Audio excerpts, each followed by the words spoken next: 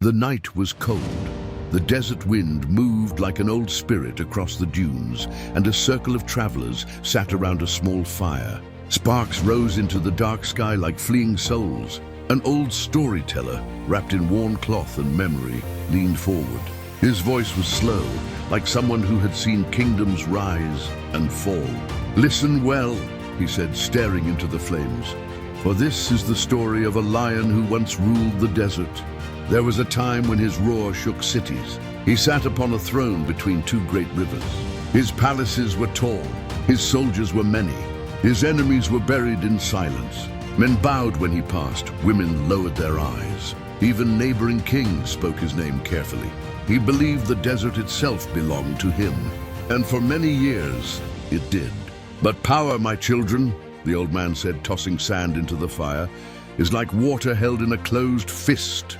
The tighter you grip it, the faster it escapes. One day, foreign armies crossed the horizon like a storm of steel.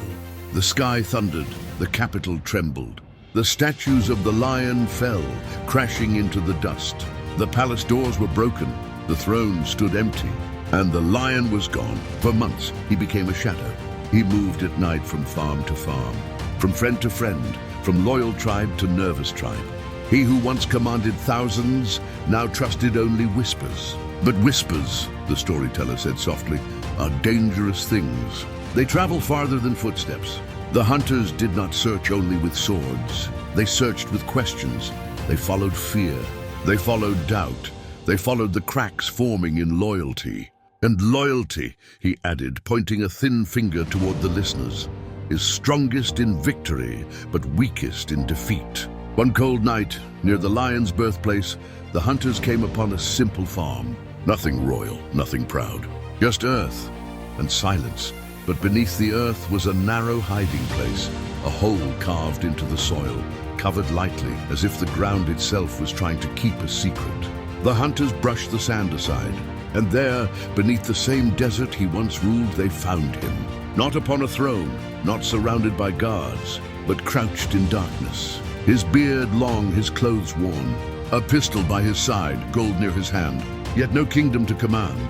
The lion did not roar. He blinked at the firelight and allowed himself to be lifted from the ground. The storyteller grew quiet. The fire cracked. He was returned to his own people, the old man continued, to be judged by the land he once judged. And in time, his story ended, not with battle horns, but with a rope and a room. The desert kept no monument for him, only memory. The old man leaned back. "Remember this," he said as the fire burned low. "A man may conquer cities, he may silence enemies, he may build palaces of gold. But if his kingdom is built on fear, then when fear fades, so does he." The wind howled softly, because in the end, the storyteller whispered, even lions must answer to the sand. The fire dimmed and the desert listened.